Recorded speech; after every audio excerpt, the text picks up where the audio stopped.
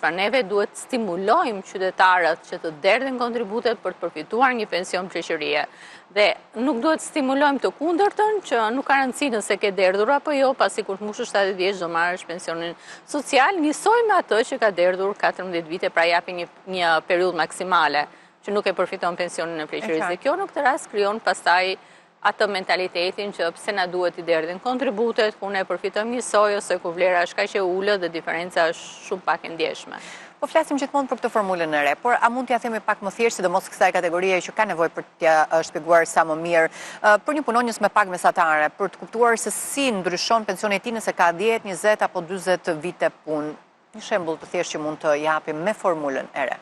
Nëse neve flasim për ligjin ekzistues të kontributeve të sigurime shoqërore, është e përcaktuar që një pension pleqërie është llogaritur ose është ndarë në 2 pjesë. Pjesa e parë është baza që është pensioni social, plus pjesën e dytë e cila lidhet drejt për drejt me numrin e viteve që ke derdhur kontribute dhe njëkohësisht me vlerën e kontributeve. Pasi një qytetar kemi 2 qytetarë që kanë derdhur secili nga 15 vite kontributive, por njëri ka derdhur me pagën maksimale dhe tjetri ka derdhur me pagën minimale, e ardhur që përfitot nga pensione shëndryshme. Nëse neve marrim për shembull një qytetar me 15 vite kontributive me pagë minimale, pensioni për llogaritur e tij është diku në një vlerë 100 euro ose 10.000 lekë ose 100.000 lekë të vjetra. Ndërkohë që pensioni i cili është për një qytetar me një pension të plot, vlera e përfituar është edhe më e lartë. Dhe kjo është pjesa e diferencës. Ndaj gjithmonë e kemi theksuar rëndësinë për të deklaruar pagën e plot, derdhin e kontributeve të plota sipas pagës në mënyrë që kur përfitosh pensionin ta përfitosh në vlerë edhe më të lartë. Ndërkohë, ekspertët tonë se heqja e tavanit të 15 viteve për pensionin social dhe diferencimi i normave të akumulimit, që është 0.7 për 15 vitet e para dhe 1.4% pas, sjell më shumë drejtësi. A mund të shpjegoni për një person të thjesht pse kjo është më e drejtë nëse e krahasojmë me sistemin aktual? Unë gjykoj në këtë rast që çdo vit kontributiv, pra kur flasim për pension, do thotë që ke një dysheme, periudhe kontributive të cilat të jep mundësinë për të njohur. Dhe kjo është një vit, pra një qytetar që ka plotësuar minimumi një vit kontributiv, atij duhet të jetë i përllogaritur çdo vit tjetër i derdhur. Pra neve në këtë rast kur kemi një dysheme prej 15 vitesh kontributive që të përfitosh një pension minimal, pension pleqërie, ndërkohë që nëse ke më pak, ti nuk e përfiton atë pension dhe pastaj do presësh moshën 70 vjet për të dalë për të përfituar pensionin social. Dhe këto janë vite të cilat janë të humbura dhe vite të cilat në vetvete nuk sjellin asgjë ndryshim për qytetarin. Dhe kjo është pjesa e të qenurit jo i drejtë.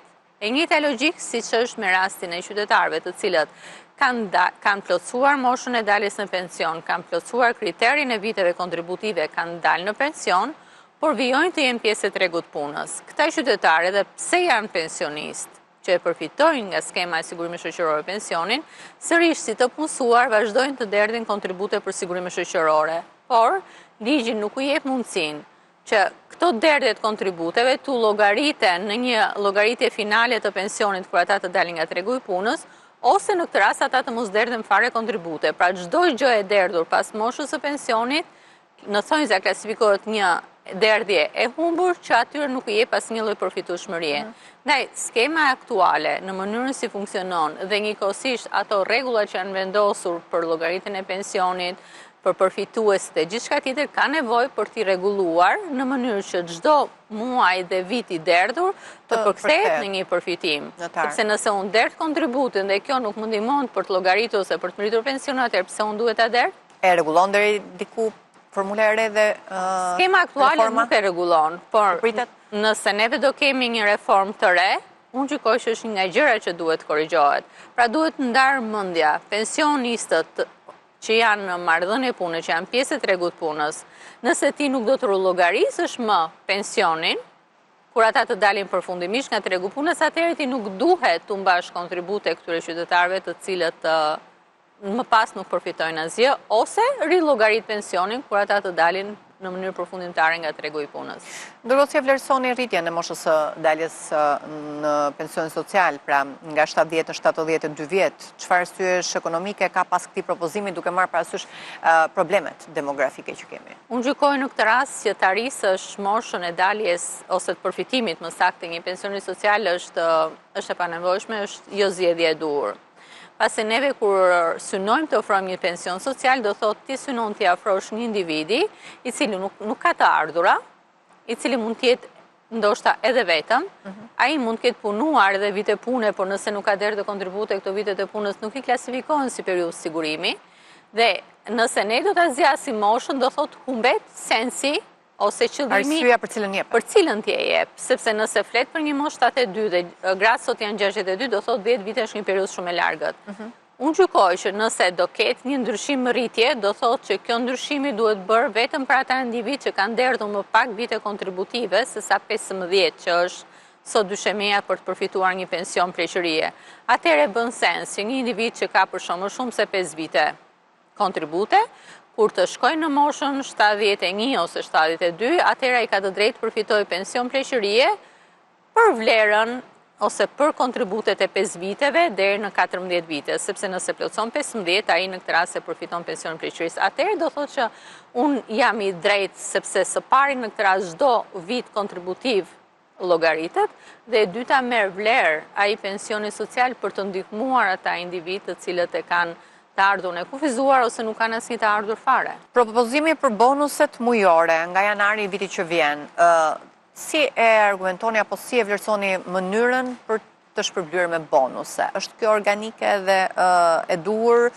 Disa e kundërshtojnë që nuk ka dignitet në mënyrën se si përbëhet baza e pensionit, por pse është kaq e rëndësishme të rritet pikërisht baza e pensionit dhe jo vetëm të shtohen kompensimet apo të kemi këto bonuset e herpashershme? Realisht, në analizën time neve kemi një diskurs politik, pra kemi një propozim politik për të ripar të ardhurat e pensionistit dhe për të rritur të ardhurat e tyre. Pra të ardhurat në kuptohet baza vlera e pensionit të pleqërisë plus vlerat e kompensimeve. Dhe aktualisht qytetarët pensionistët marrin bazën pensionin e përllogaritur mbi pension social plus numri i viteve kontributive, vlera e derdhën kontributive, pra që quhet pensioni i pleqërisë, dhe plus kompensimet që janë për momentin janë dy, që është kompensimi për energjinë elektrike dhe kompensimi në këtë rast për rritjen e çmimit të bukës.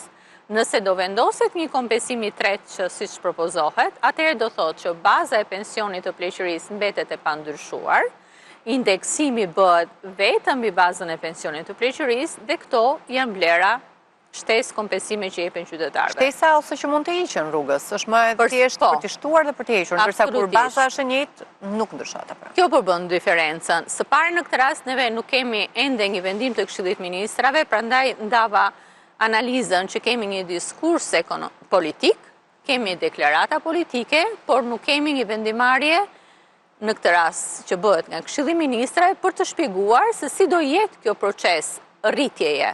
Pra do kemi një rritje të pensionit, pra baza e pensionit pleqërisë, apo do kemi një rritje të ardhurave.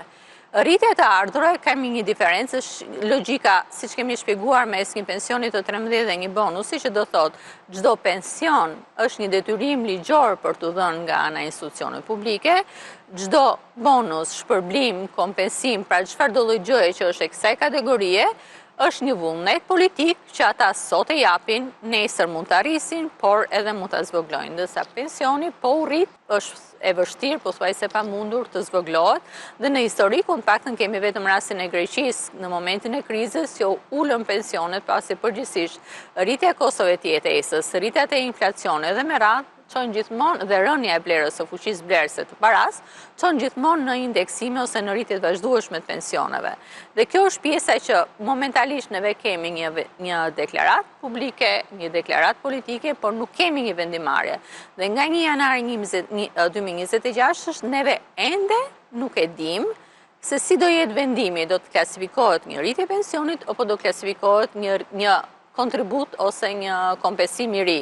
Unë gjykoj që do jetë më shumë e dyta, pra një kompensim i ri, pasi nëse do ndryshoj baza. Nëse do ndryshoj pensioni i pleqërisë, do thotë do ndryshojnë shumë parametra, shumë përllogaritje, do ndryshojnë formula dhe do ndryshoj gjithë modeli se si ti e përcakton pensionin e pleqërisë.